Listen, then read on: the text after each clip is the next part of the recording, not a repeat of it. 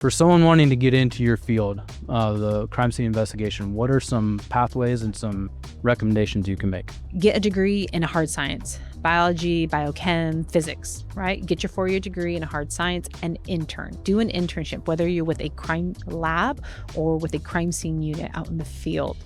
That's going to put you above the rest. And it's actually going to show you whether or not you really want to do this line of work. Yeah. So 4-year degree in a hard science, followed by an internship or at the same time, and then get your master's and start applying.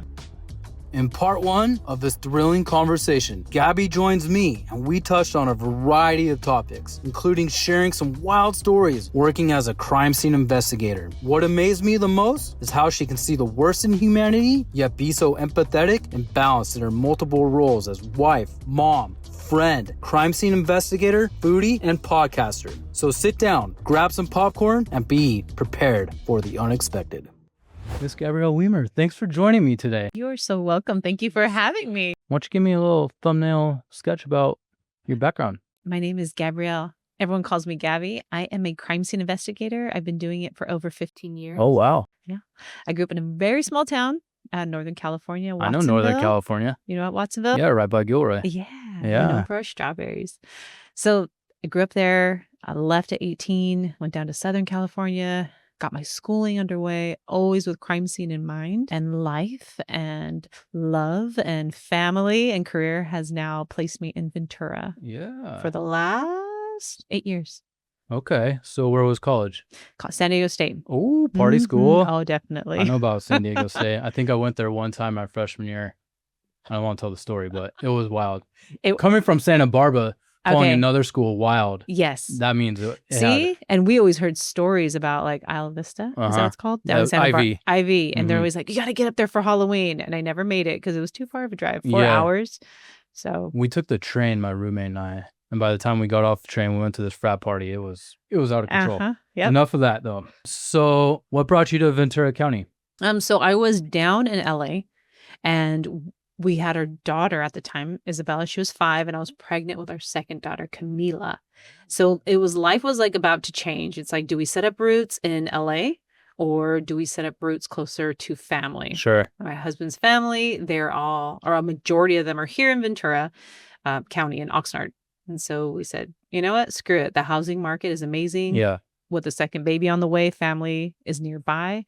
And I'm so happy. It's definitely easier to have support, and LA is kind of it's a rat race, right? Yeah. I just think like if I never have to go on the 405 again, I'm happy. We just did it the other day and I'm like, oh. That's funny. When I was looking to move, I currently live in LA, but I was like, oh, I want to live in like Santa Monica or Manhattan Beach. So I was like, I have to get on the 405 every day. No. So I did do a little bit of a commute when I was still down in Torrance working. So getting off at 5 p.m., picking her up from daycare, and then hitting the road like by 5:30, right? To drive to Oxnard. That girl sat in like 2.5 hours of traffic, throughout the week. And she became like a genius on cars. Oh, geez. By the age of like 2 and 3.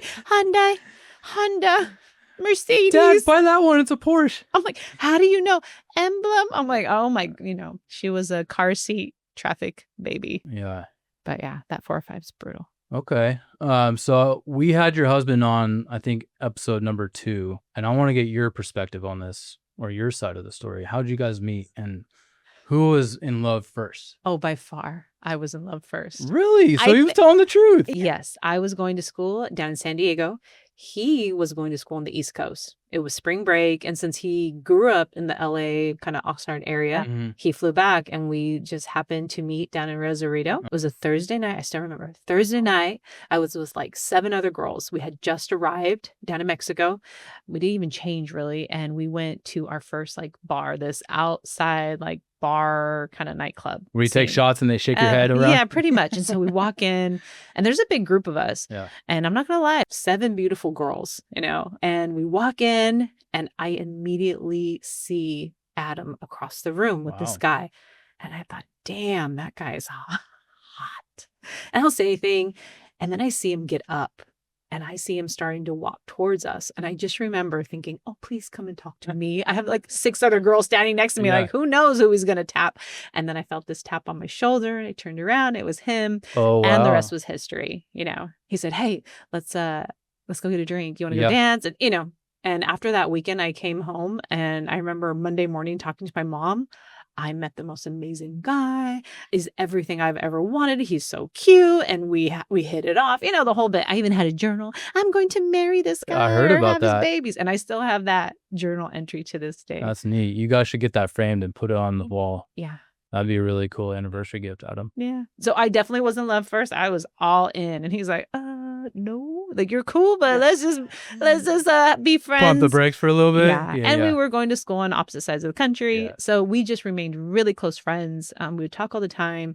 And I mean, I dated guys, he dated girls, and we just always kept in touch. And then finally, after like 5 years, I was like, all right, we got to do something about this, or you need to go. Shit or get off the pot, as they Pretty say, right? much. He said, I gave you an ultimatum.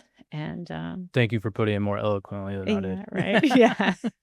Make a decision. Yeah. Well, guys sometimes have analysis by paralysis or paralysis by analysis. Yeah, right. And so we don't know what to do. And then it takes a little kick in the face or the butt. So talk to me about your life as a crime scene investigator. What was the impetus to get into that? Young age, loved crime scene investigation. The TV show? I think a CSI came around probably like middle school for me, but even before then, like I loved all the weird science shit. I loved, seeing the police tape and wondering what's going on. Like I grew up in Watsonville, California. It was pretty active with gang violence. There was always some sort of activity happening, always around. So just growing up in that environment, kind of, knowing like, shit goes down. Yeah. And so I was intrigued. I wanted to learn about that, why that happened, and using science to help figure it out. Like amazing.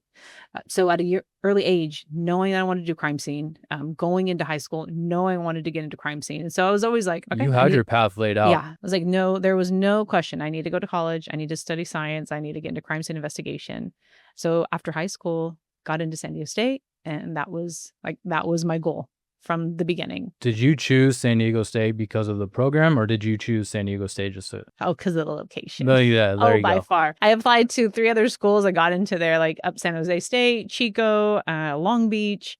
But San Diego State, my decision was easy. Oh, yeah. My good friend at the time, her sister had just graduated from there and was living down in San Diego. She's like, why don't you girls come out on spring break and we'll show you around?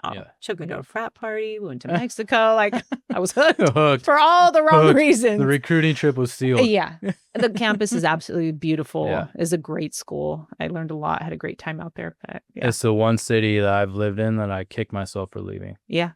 But for whatever reason, circumstances worked out that way. So. Yeah, life. Where was your first job as a crime scene investigator? There we go. I was like selling smoothies with fruit frizz. Yeah, that speaks for Watsonville. At 14. No. So first job as a crime scene investigator. Before first job, I landed an internship with San Diego PD in their cold case homicide unit, and then I started interning with their crime scene unit. That gave me tons of experience. I mean, going out to at least 20 homicides while I was there. And then I was able to apply and get in with Torrance PD. Okay. So Torrance PD was my first official job as a crime scene investigator. And that was, back in 2010. Wow. Yeah. Not that long ago. No, just a little bit. Yeah. You're just coming into your prime. Right. I have a couple questions in my notes, but I want to ask them now. What's a cold case? I think I know, but for anyone else that doesn't know, pretend I'm stupid. That's okay. Which So I might be. No, you are not stupid. But a cold case essentially is when you have, say, it's a homicide case, right? And you have exhausted every avenue of investigative leads. You have no more witnesses. You have no more evidence to put forward for testing. You don't have any more people to interview. Anything that's come through, you've exhausted it all. And it leads you nowhere. So essentially, you're just at a standstill. You have no other avenue to investigate.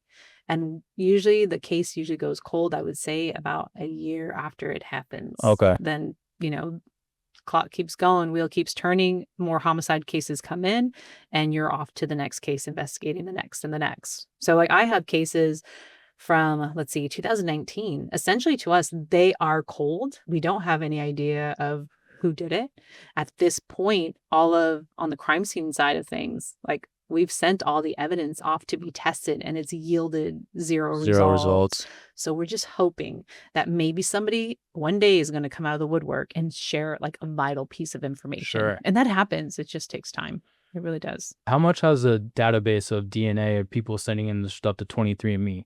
How much has that helped your investigation results? Oh gosh. So the evolution of this whole genetic genealogy, movement has helped our case. Like most recently, we've had solved the case with genetic genealogy. Wow. And then, of course, all across the United States and even across the world, I guess law enforcement entities have tapped into these databases. And there's only specific like 2 databases, like Family Tree, and there's one more that you can legally go into and use that DNA database to help search against your criminal cases. So like the 23andMe and like the ancestry.com, like we cannot go in there and compare DNAs. Can you get warrants from It's still more like a privacy factor, but Family Tree DNA is huge and they are able to work with law enforcement. Okay. I mean, I feel like every week you're discovering cases or hearing in the news, like cold case from, 1976 was just, killer was identified. I was thinking about the Golden State. Oh,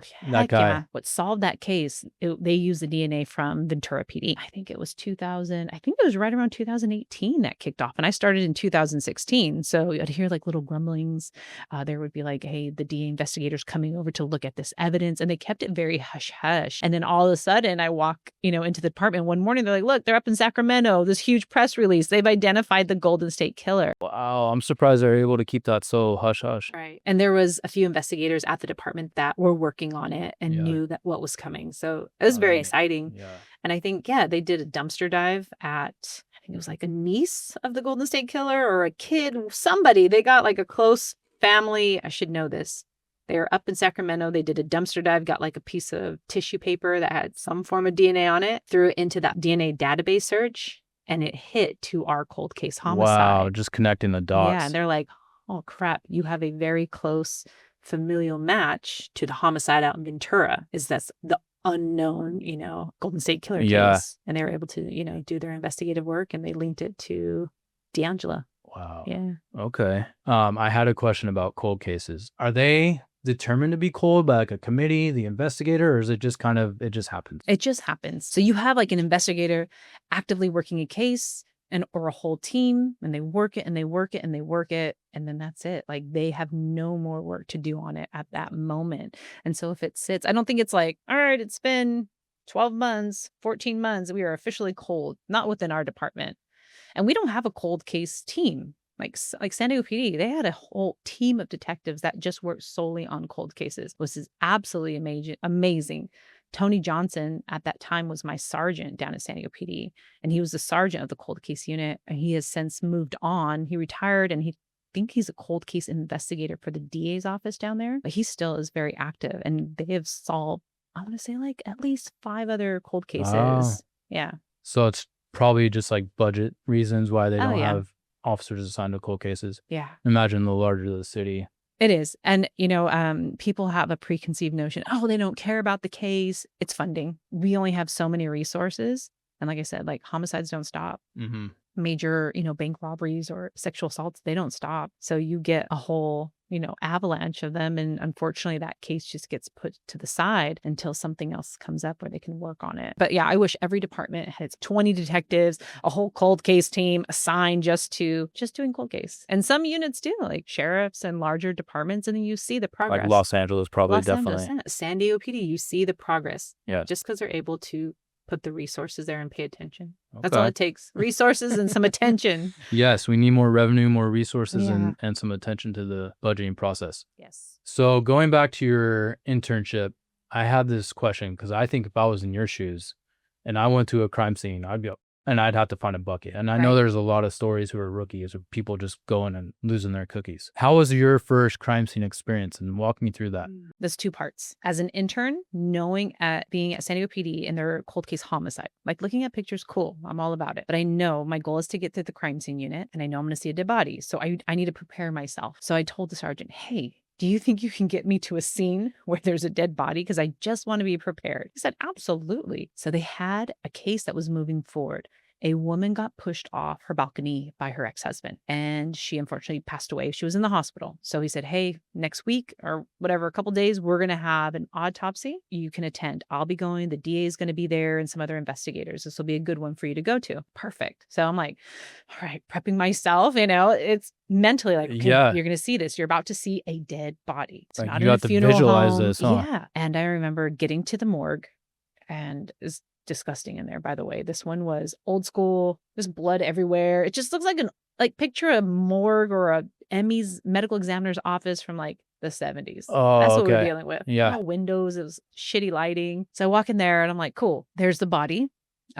It's on a metal table, but there's a sheet over it. Okay, I can't see anything yet. All right, not so bad, right? And everyone's standing around and kind of discussing the case. Well, 20 more minutes, like 3 other doctors come in and they wheel in like 5 more bodies. Now we have like a total of like 6 bodies lined up.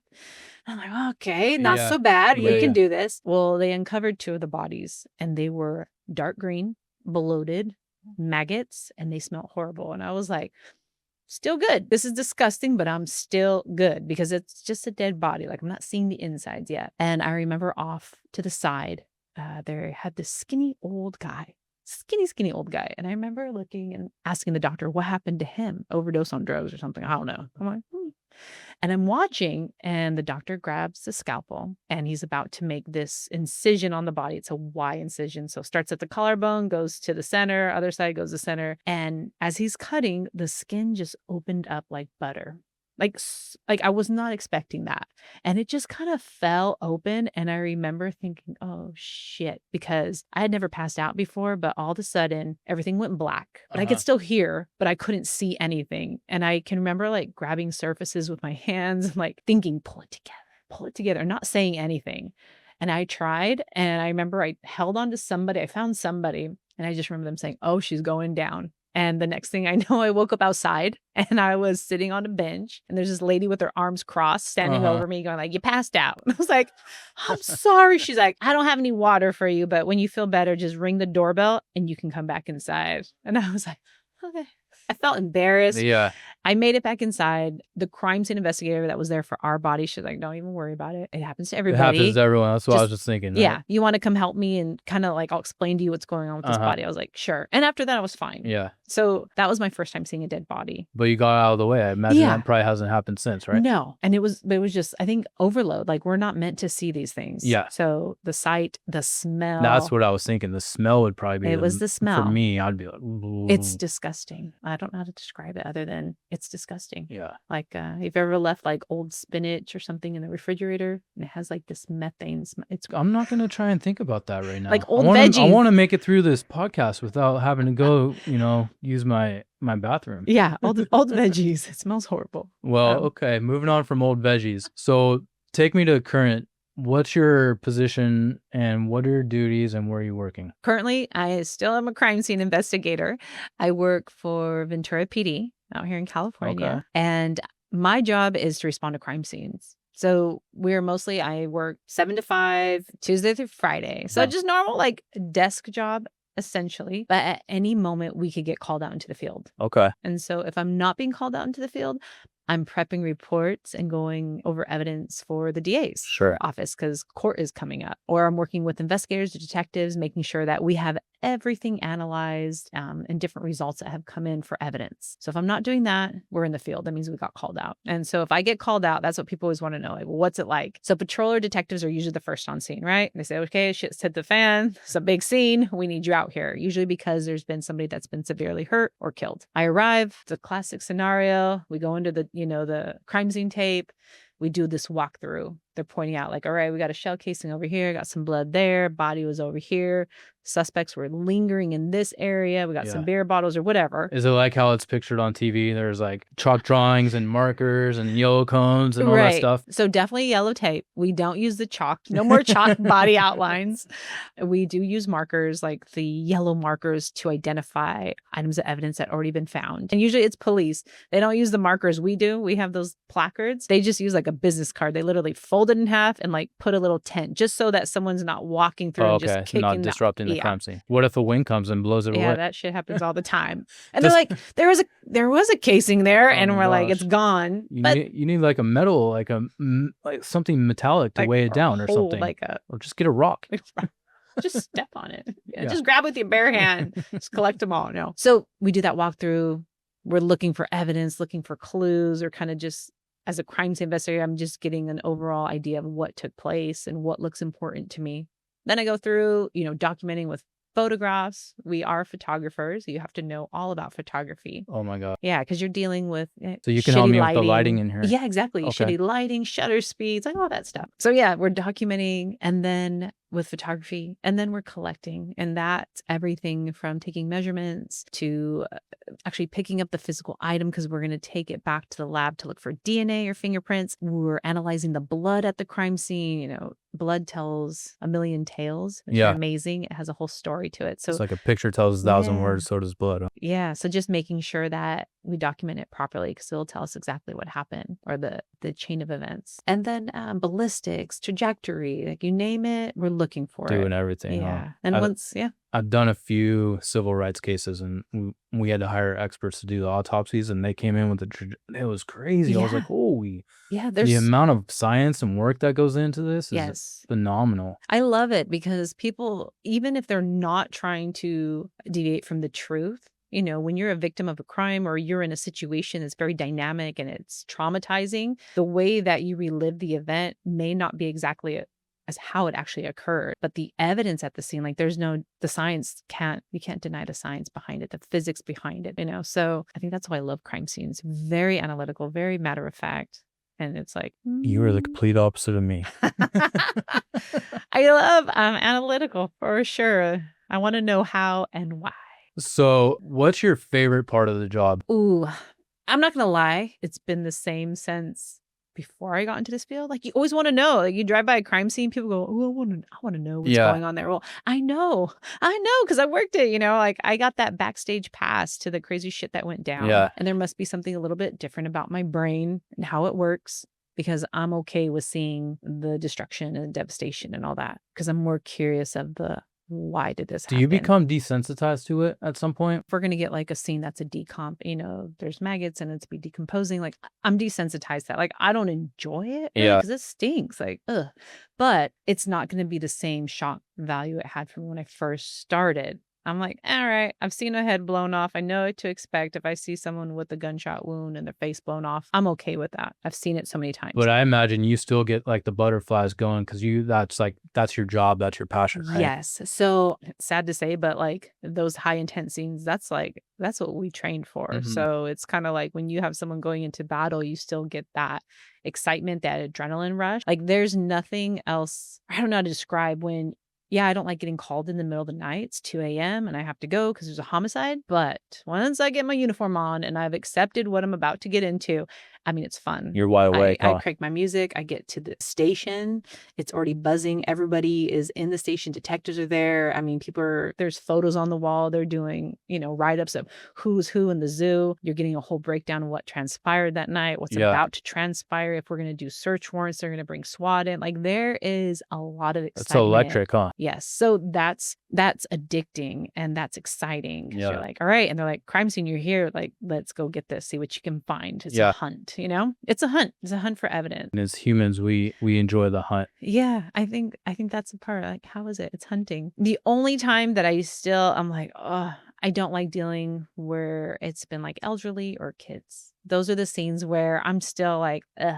If I don't have to go to it, or I get nervous, or I really don't want to have to go see that, I'm good. All right, I imagine there's a few different crime scene investigators. Can you guys be like, I don't want this one. Can you handle this one? Because it might be a little too close to home. Yes. What's the protocol for that? Yes. I think my current partner right now, and even previous partners, like, you work so closely with each other. Like, them like family. Like, they know the food I like, what I don't like, like they can sense if I'm in a good mood. It's your work spouse, right? Yeah. Like, you're in tune, you're in touch. If you have a good partner, you guys are in sync. So we had a scene recently, and it was a child that had passed away, and I had to go in to take the initial photos, but there was going to be an autopsy within the next hour. And just like, as a matter of fact, my sergeant, he's in go mode, and he's like, all right, everyone, all right, you're going to the station. Gabby, you're going to go to the autopsy. And at the point, it was like my partner spoke up and she's like, actually, no, I'm going to go to the autopsy. We didn't even discuss it. But she already knew, like, Gabby, you have kids. You don't need to see a child. She doesn't have kids. And she's like, I'm okay with this. So you kind of just, yeah, it's kind of unspoken intuition. So are the shows, like the TV shows, do they accurately portray what goes on? I would say like a 50%. People in my field are like, oh, it's a crock of shit. It doesn't happen like that. I'm like, who cares? It's entertainment, right? It's entertainment. It's kind of like legal shows. I'm like, it's just entertainment. Just be entertained. Yeah. Just fucking enjoy it. Enjoy the characters. So yes, they over like dramatize certain aspects of our job. Like I'm not running out there. I don't have a gun. The only time I talk to a suspect is if I get called in and I have to process them, meaning take photos, maybe swab them, click their clothing. Other than that, it's a very slow paced job. It's thrilling and exciting, but slow paced. So 50%. Okay. Speaking of slow pace, I forgot to ask you this. What's your least favorite part of the job? Now? Yeah. I hate getting called in the middle of the night. Like I need sleep. Yeah. I'm 41. I we're need getting to old. sleep. Oh, yeah. So that and autopsies. Yeah. I've been to them. They stink. They're fascinating, but I'm good. I would have thought it was a paperwork or going to testify in court. I don't mind testifying in court. I still get nervous. I'm like, hey, like I'm here to think of it as like teaching a class. Yeah. And then, paperwork too. Writing reports. I think I have like 3 that are just sitting in the queue. I need to finish. So I know you're married. You have 2 daughters. How do you turn off your job in your head and go home to your beautiful daughters and your husband? How does that work? So I really like decompressing on the way home, or sometimes I work out after I get out of work, and that will either energize me or relieve stress from the day. So when I come home, I'm like, like I'm back to my equilibrium. But if I do have like a very intense day or scene, like my husband, Adam, he already knows, like I'll communicate via text or just tell him like, hey, we had a dead kid today at work. Yeah. Shitty day. And so he's really good at talking to me about it, giving me my space. He was just like, don't worry, I'll get dinner figured out. Just come home, take a shower, relax, whatever you want to do. Damn, he's putting me to shame. So it gives me that space to kind of like neutralize. Yeah. Because sometimes when you get home, especially with little ones, it's like, you go from one environment that's like super stressed, high intense, to another type of high intense environment where we need you, mom.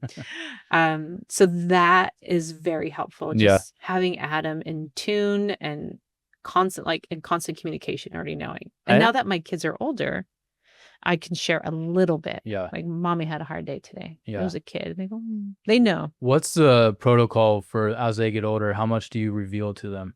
Because they're going to learn at some point, right? Right. So it's funny. My oldest, she's 14. And she's like, ugh, I don't want to know anything. It's disgusting. I'm like, someone got shot today. You didn't get mom's genes, right? She didn't. I'm like, someone got shot today. Someone got stabbed. She's like, ugh, I don't want to know. Well, the little one's like, ooh, was there blood? Did they die? Nah. And I'm like, no, I don't tell the little one anything other than like, someone got hurt today. Why? Because they didn't know how to regulate their emotions. They didn't use the words. So no visuals, of course. They don't get to see any of the visual stuff. And I don't share any of the gruesome details, and just very surface. But my older one, no interest in crime scene investigation at all. She's like, you always talk about how you're tired, mentally exhausted. It's very hard on your soul. Trained it out of her, huh? She's like, I would never want to do that. And then my little one's like, I mean, it's kind of cool. Oh, so okay. She's more my investigator. Do you have any other law enforcement in the family, or is you're the first one? I have an uncle who did CHP. Okay. But other than that, he didn't influence you to go into that. No, I mean, I remember him driving me to school in his vehicle. Put the lights on and get drop off like in, speed through red lights when too. I was little. Yeah. I used his name a couple times. Oh, hey. Oh, yeah. Getting pulled over. Yeah. Do you know that you're driving in the middle lane? I was like, it's foggy. I was like, have you been drinking? I'm like, absolutely not. My uncle's high patrol. Who's your uncle? I'm like, Aaron. Yeah. Who's your dad? I'm on Mike. So who's your grandma? I was like, Hilda. He's like, all right, get out of here. Be safe. Be safe. Pick a lane. All right. But other than that, I like a distant cousin that we're not that close with. Second cousins, they're border patrol. Yeah.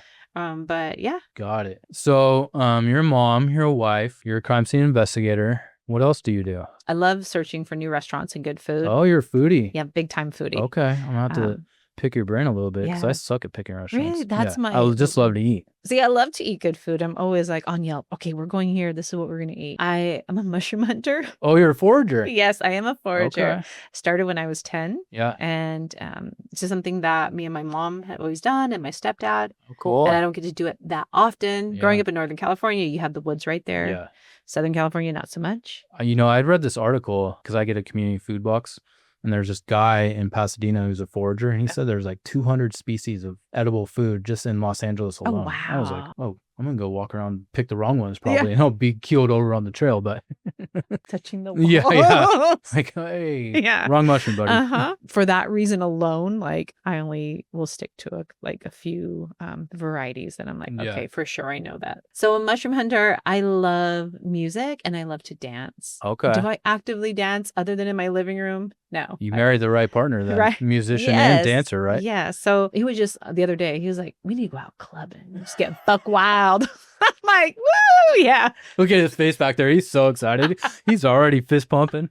In the gym, that's when we just put music on at work, and that's my club. So as far as like looking for great food, mushroom hunting, dancing, crime scene. Yeah. That's me in a Okay. nutshell. What's your other occupation? My other occupation. Yes. I know you have I won't call it a side hustle, but you have a burgeoning career in the what field? Yeah. So podcasting. Oh, that's what I was trying to get at. I know. So I am a podcaster as well. Okay. How am I doing? You're doing great. Hey, I thank you. like your flow. I like that we don't edit. We do slight edits. A slight edit, but this free flow. Yeah. It's not structured. So you're doing great. Well, I have a little bit of structure, but as you can tell, I haven't stuck to it. See, you're doing good. Oh, thank you. So podcasting, 15 years as a crime scene investigator. Okay, at the time. You got some stories, huh? Right. Or 13 years at the time. And it's kind of like you reach a point like, what's next? As far as my career has gone, I've checked all the boxes. Like I've met all my goals. Like I've worked the serial killer cases. I've testified in court on major cases. I've found cool evidence. I've seen the gnarly bodies. So I've done it all in that sense. It was kind of like, what's next? And I felt, okay, I'm at a point where I can start giving back. I'm like, how do I give back within the forensic community? Started an internship program. Cool. I'm bringing interns in and sharing my knowledge with them. Oh, that's really neat. Because someone did that with me. And it was like the best Pay it thing. forward, right? Yeah, the best thing that could have ever happened for me. So I want to provide that opportunity for others. And then I'm like, well, knowledge, okay. Teaching, sure. Things I've learned along the way. I think I've had enough experience under my belt that I can start teaching some beginner crime scene investigators as well. And then the creative side. Yeah. I think, gosh, the pandemic really made that flourish. Yeah. It was like teaching, speaking in front of public, that all went to shit. But you can get a mic and you can reach millions of people over and it's free. the internet. And it's free. Not free, but well, it's low cost, right? Yeah, it's for low some cost. people. You can do it on a shoestring budget. If you want. Definitely. And that's how it started. It was just like, all right. And I'm like, we go out to dinner, family parties, whatever. What's the craziest shit you've ever seen? Yeah. It's like the cocktail. Yes. Yeah. Now I'm doing it in a podcast. Yeah. My wife's a crime scene investigator. They're, and so the questions will start. And I'm like, well, let me share my stories. And so that's what I've been doing ever since. How cool. How long has it been going? Since 2021. So, wow. I remember when you were first launching. It was that long ago. Yeah. Congratulations. Thank you. How many episodes are we on? I should know. I just recorded one and I don't know what number it is. That's a nice luxury to have. Right? You're probably in the hundreds. No? Let's be real. Some advice, which I know you asked. I think the hardest thing, but the most important thing for podcasts and podcasting is consistency. Yeah. So I've been doing the social media, been hosting some live events, but recording episodes diligently, getting those stories out. I have them. I just haven't got them out yet. Yeah. It's tough too, especially beginning, like trying to find people and then schedules change. And then like, hey, like I was supposed to go to my buddy's house in Long Beach. My kid got sick. His temperature's 104. And it's like, so it's fun, but the back end dynamics are tough to navigate sometimes. Because you're not just a podcaster, right? Well, yeah. I mean, I don't have anyone behind me doing this. Exactly. This is all a passion project. So. Yes, I feel you on that sense. So when your whole life becomes podcasting, I think it's a little bit easier. But right now, balancing family and work and podcasting, just, I guess, grinding it out, just getting it done. Speaking of balancing, how do you balance all this? It took time, and I think it's ever changing. So it's a constant practice. Yeah. I started my career pregnant. Wow. It was a big surprise. We didn't we were like, oh, shoot. Oh, here we go. And I was going through backgrounds with my very first agency. By the way, I just found out I was pregnant. They're like, oh, no problem. No problem. They were probably like, damn it. Yeah. So right away, starting crime scene investigation, being pregnant, and then like shortly after having a brand new baby, life had changed. Crazy, huh? Yeah, like it just was like, bam, here's life, brand new everything. Yeah. And so over the years, with 2 babies later, years into the career, I think I've just over the last few years have really understood the balance. Yeah. And I think what it comes from is being able to say no. I'm a crime scene investigator. I'm a public servant. I like helping people. Yeah. I love helping my department. I love being a part of a team. So whenever they would call on me or say, hey, we need you out here, or do you think you can come in or take this phone call? Sure, of course. And that meant, sorry, I can't come this weekend to the family barbecue, or I can't go camping with you because I'm going to be out of range. I'm on call. Over commitments. I need to leave dinner right now because they just called me out to a scene. So it was always yes. There's burnout. There's short tempers that came with that, because now I need to come home and be a wife, and I need to be a mom, and I love food and I love to cook, and I want to create these meals, so I finally got to a point where I'm like, yeah, I'm going to have to say no, and I'm not available. Yeah. And I'm not going to look at my phone. I'm not going to answer that email, and it's going to be okay. That's been a theme in a couple of my interviews. My cousin Tamara, she's a naturopath doctor, and she was like, the power of no and reducing and just simplicity.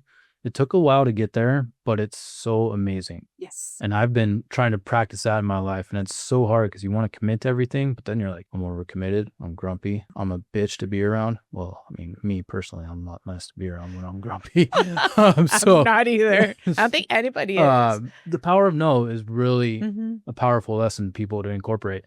I wish I incorporated early on, but you almost got to like pay your dues at first. Yeah. And then you can maybe enjoy that. But I think if you can incorporate that in your life early on, it's a good thing. Yeah. So I wanted to ask you this, but I kind of got sidetracked. It's kind of been happening during this podcast. Sorry about that. No, it's fine. Tell me some of your, what's your favorite story or one that comes to mind? Now I got to ask the cocktail question. Oh my gosh. Okay. Favorite story as far as crime scene goes? Yeah. I want crime scene because that's what everyone wants to know. The tease is going to be crime scene story is revealed. Okay. Oh my God. It's highly inappropriate. Are you fine with that? The more inappropriate, the better. I mean, I did have your husband on. He said, well, first controversial comment. So please do follow it up. Okay. So we see funny shit all the time, like mixed in with all like the guts and the gore and the sadness. It's funny shit. And it's usually sexual. Yeah. It's highly inappropriate, but it's what we experience. Yeah.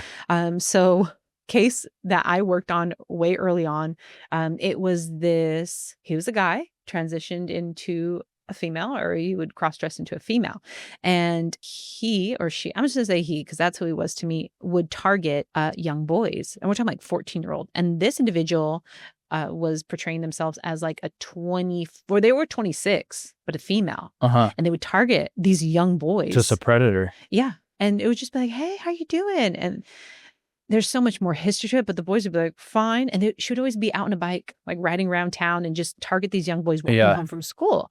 And one of the cases of the story, the young boy is walking home with his friend and he sees this girl. She comes up, hey, how you guys doing? We're fine. Like just walking home. Yeah. Like, do you mind if I walk with you? They're like, I guess. So she's riding her bike or walking her bike. And after about 5 minutes of conversation, she goes, hey, that grocery store over there, like, I'll take you back there and I'll suck your dick. Told you, here you go. And he's like 14. Yeah, you're like, sign me up. What? Yeah, sign me up. He's like, okay. Hormones and are the answering. Friend is like, you better, like, you're gonna suck it. Peer pressure. So they go behind this big grocery store. She starts doing her thing. The friend cannot believe that this is happening to them. So he's like secretly recording it. And then she tells the boy, I'll let you stick it in my ass. You can't stick it in my vagina because I'm a virgin, but I'll let you stick it in my ass. And he's like, all right. So he does. Like, I just got hit the lottery. And so they can't believe this has happened. He finishes, they say their goodbyes, and they go their separate ways. Yeah. They get to a friend's house and they're like, they'll get to their destination. And the guy's like, you'll never guess what just happened. And the friend's like, what? He's like, this girl just sucked his dick behind the grocery store and she let him put it in her ass. And they're like, yeah, right. He's like, I got it right here in film.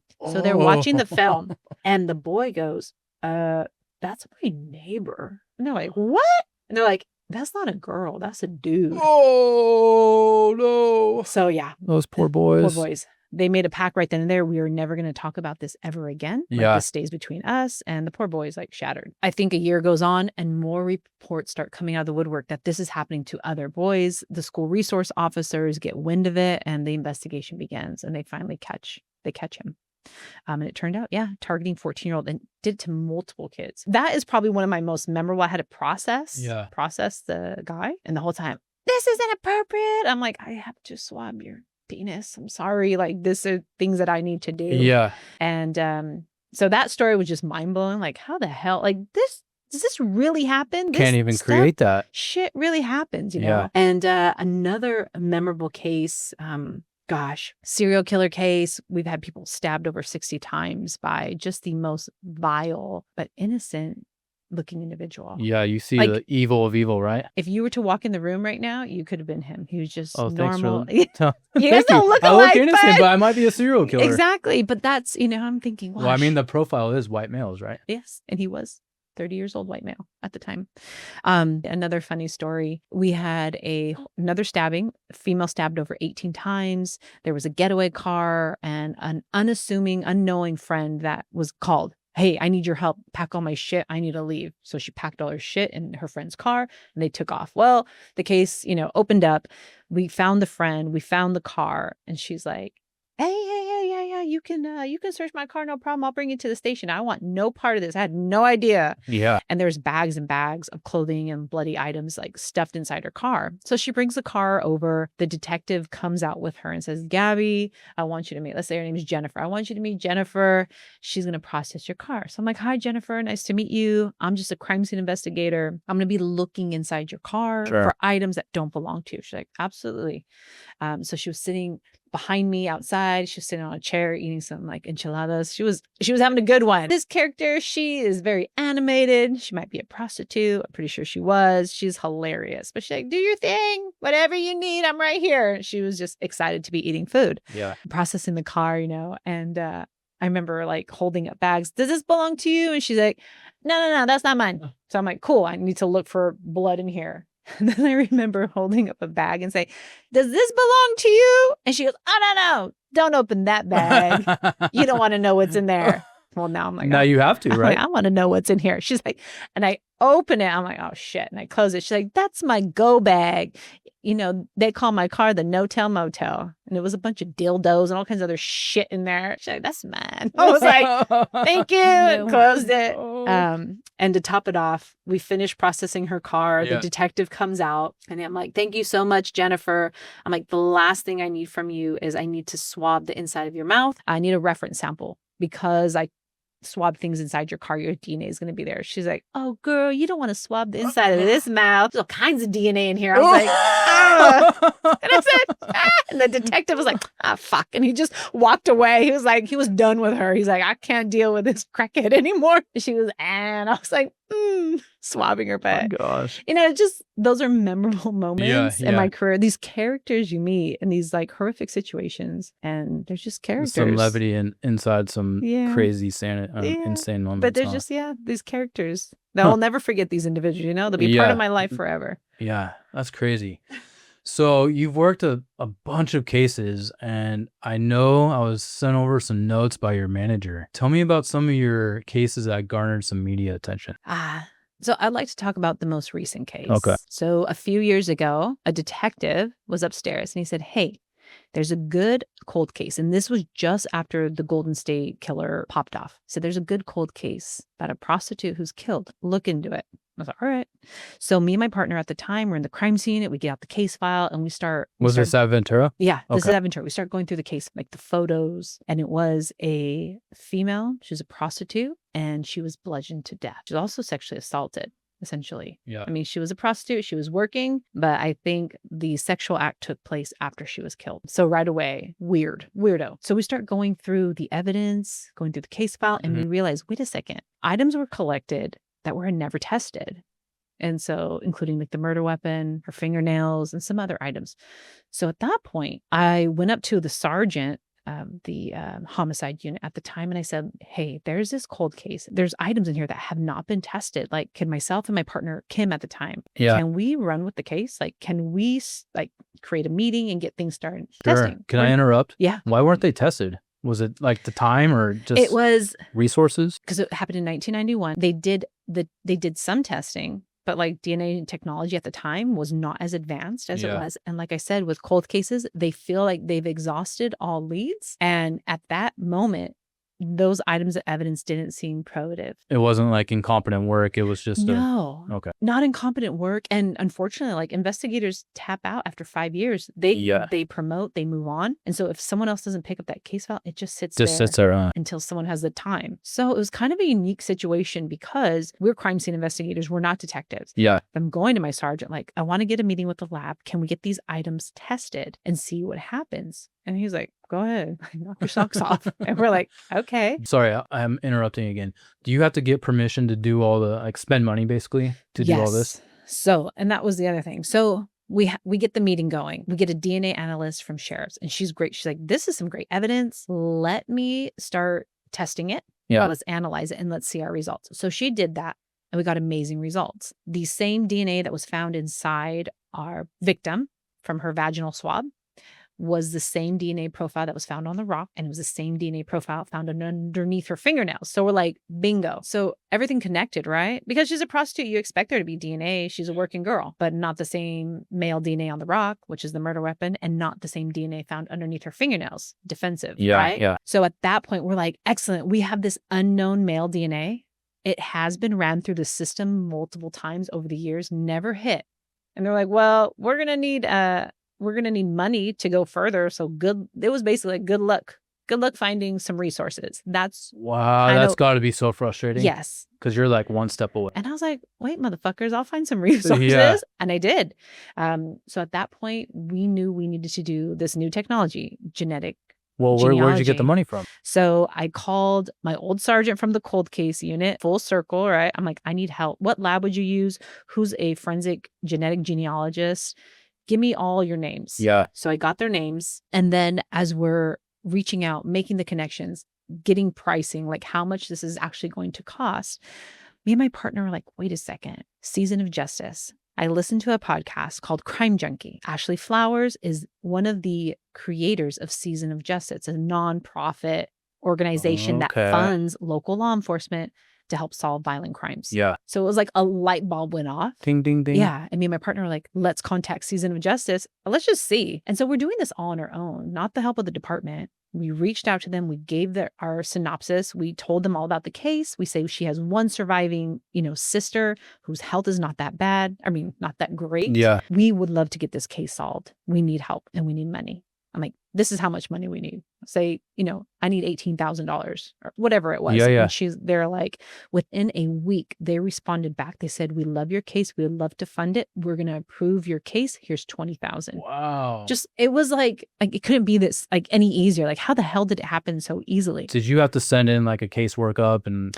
No. I mean, just a small synopsis. Really? Like a small synopsis, the contact information of our department and our sergeant and the case. Yeah. And they're like, cool. Oh, wow. They didn't send the check. They said, we'll hold the money here for you, but you have $20,000. Go for it. Wow. Okay. And so at that point, I went back up. I'm like, hey, motherfuckers, I got 20 grand. They're like, what? How'd you do that? Yeah. Yeah. So at that point, they were still like, well, keep doing the work. Yeah. They didn't really tap in to help out, not until it got a little bit further down the line. But so it was very unique. As a crime scene investigator, we doing investigative work. Yeah, we got to talk with the genetic genealogist, get everybody on board. We were in constant communication. We were sending off the samples to be tested by the private lab. And the genetic genealogist, she's the one that she would always reach out to me. Yeah. Emails, hey, good morning, or like quick text message, like, hey, I got this information. She would accumulate some names of interest, and then I would pass those on to the detectives. Okay. Like, all right, now it's your turn to start doing workups on these people. And it took, that started in 2021. Yeah. And we solved it last year. Wow. Yeah. Congratulations. Thank you. In January, we were able to get the name of the killer. Can you yeah, reveal his name? yeah, Larry Welch. Okay. Glad I don't know Larry Welch. Right. And he was out of Ventura. Really? Well, he lived here or in Oxnard for a short Okay. amount of time. So interesting enough, his background, learning about who he was as an individual, sexual deviant, very violent, explosive temper. Mm-hmm. And that's how his friends and his family and like ex-girlfriends, ex-lovers identified. Yeah. That They was were like, him. we're not surprised. Yeah. He had a substance abuse problem. He would come and go out of sobriety. He could hold a steady job. I mean, he had a boat. He was like a maintenance for some city out in Riverside. So you'd have like cars and a boat and functioning well and living, fine. Yeah. And then he would dip Just into tank. like his darkness. Yeah. And that included substance abuse. Our victim, she was described as, she was a mom. She was married. And her husband knew she had a substance abuse problem as well. And he could never tell her no. Yeah. So he loved her. And he said, all right, if you want to go out on a bender, that's on you. Like, he would either give her cash or tell her, you need to go get cash on your own. She would go out on a bender for a weekend, party, prostitute to earn her money, and then she would come home. But described as, she's not just a prostitute. She was a very sweet, kind of almost quiet woman. She was an artist. She had a son. She was married. The sister described her, she would never hurt anybody. And if there was ever a kind of confrontation or she wasn't loud and boisterous, she would always try and de-escalate or just remain very timid. So that night, he was out partying. We have a feeling he was out searching to get a prostitute under the influence. Same with her. She was out partying and she had been prostituting all day and using drugs. The lady that was with her said that our victim stated, hey, let's just do one more trick. I want to just get one more hit. Let's just do one more. And it was almost evening time. She's like, we're done. Like, we've been doing it all day. She's like, just one more. So they did. They were in downtown Ventura. She went out, walked the streets one more time. The lady with her, the other woman, said she saw her bending over talking to a white male in a truck. And she was across the street. She turned around for just like 20 seconds to do something or talk to someone else. And when she turned back, our victim was gone. And so was the truck. And she never came back. And they found her body the next morning. So that's the case I got. In a nutshell, there's so much more to it, but that's the case we worked on. And we were able to identify him 33 years later. Wow. He was the killer. Congratulations. Yeah. It reminds me of this author, Michael Connolly. His famous line is, everyone counts or no one counts. Right. And that truly epitomizes that story. We just got the countdown from your manager husband back here. I have a whole host of questions, but I'm going to go rapid fire. For someone wanting to get into your field, the crime scene investigation, what are some pathways and some recommendations you can make? Awesome. Get a degree in a hard science, biology, biochem, physics, right? Get your 4-year degree in a hard science and intern. Do an internship, whether you're with a crime lab or with a crime scene unit out in the field. That's going to put you above the rest. And it's actually going to show you whether or not you really want to do this line of work. Yeah. So 4-year degree in a hard science, followed by an internship or at the same time, and then get your master's and start applying. I think internships are super helpful. That's what helped me decide what type of law I didn't want to do. There you go. See? Great advice. For someone that wants to do a side project like podcasting while being a mom and having a full-time job, what are some tips you can give them? Okay, consistency. You're going to have to dig deep and just find that extra time and just commit to doing it. Second thing, grabbing a mic and a laptop. It's not that hard. It seems intimidating or overwhelming. It's not. Just plug your mic in, find a quiet place, and just begin. I think that's the hardest part, just starting. Just do it. Just get on the mic and say, hey, I'm so-and-so and I'm doing this and here we are. And that could be it. But it just, once you get that out of your system, you think, oh, and the creativeness will continue to flow. Yeah, and it will only get better. Right. As long as you want to keep doing it. Yes. And you have to schedule. Like, we are no longer in our 20s. We're like, sure, whatever. No. We're on a schedule. So if you have... Taskmaster over here. Right? If you're off on Mondays or you have 4 hours of free time on a Monday, dedicate 30 minutes to that podcast. Yeah. As we're shooting on a Monday at 1 o'clock. Exactly. See, Mondays are my day off. These are my podcasting days. So. Perfect. For someone who has so much in her life, what are some non-negotiables in your life? Non-negotiables in my life. My family comes first. Okay. Right? No matter how much money or excitement the opportunity may be there, If it's not going to benefit my family, I'm not moving forward with it. Kind of along the same lines of no. You cannot sacrifice your family. Yeah. Sleep is a non-negotiable for me. Yeah. Girl, let's just go out. It's just going to be a little bit. We're going to be out till 11. I'm like. That never ends that way, right? Yeah. I'm like, no, I'm okay with going to bed at 8:30 because I know I have a packed day full of kids and recording. And your husband gets up at like 4:30 in the morning. So that's why I don't get up at 4:30. I need to sleep. I like my sleep. So those are two non-negotiables. Okay. Sacrificing my family. Yeah. Or sleep. Got it. What's one guilty pleasure? Oh my gosh. Seafood. Yes. Like, food. Guilty pleasure all day. Like you need food to survive, but I am like above and enjoy beyond. it in abundance. I can tell these days. Yesterday, we're going to have dim sum. They're like, okay. I'm like, we're in Anaheim. We're having dim sum.